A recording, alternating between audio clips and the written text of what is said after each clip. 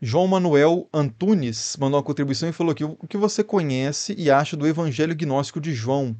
Imagino que seja o apócrifo de João, né?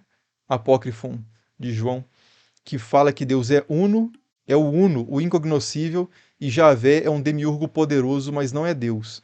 Essa ideia era muito presente no gnosticismo em geral, né? Vários textos de Nag Hammadi, por exemplo, têm uma compreensão dessa, de que o Deus do Antigo Testamento é um Deus Marcião, por exemplo, que é chamado de gnóstico pelos os cristãos antigos, né? Tinha essa compreensão, por exemplo, né? Marcião de Sinope, se eu não me engano, que o Deus dos judeus, como ele chamava, era era o demiurgo, né? Era uma emanação imperfeita do Deus verdadeiro e que Jesus veio revelar o Deus verdadeiro, que é chamado de Um, que tem muito a ver com o platonismo, né? Ou se quiser com médio platonismo e neoplatonismo, mas não tem por que usar esses neo e médio, né?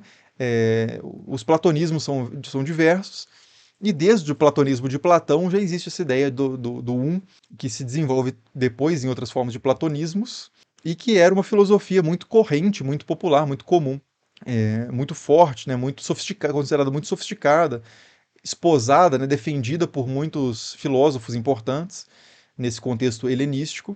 E isso influencia bastante o gnosticismo, né? É uma leitura bastante filosófica, no molde principalmente platônico, pitagórico, né? Também na medida em que o próprio platonismo é bastante pitagórico, dessa identificação da unidade de um universo, de um cosmos, né? De uma realidade que é perfeita, né? Imutável, incorruptível, que é diferente, mas é de onde vem a realidade com a qual a gente interage por meio dos sentidos, né? Mas que o movimento que deveria ser feito é um movimento de ascese ou de, tem um termo ainda melhor, que é o anagogia, né?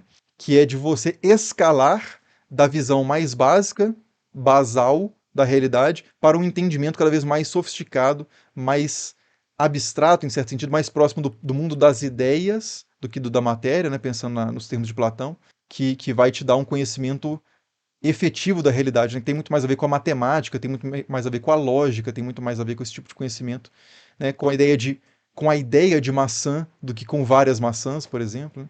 E por aí vai, né? Então, os evangelhos gnósticos, em geral, os textos gnósticos têm muito esse pedigree, né? Essa inspiração, essa base filosófica platônica.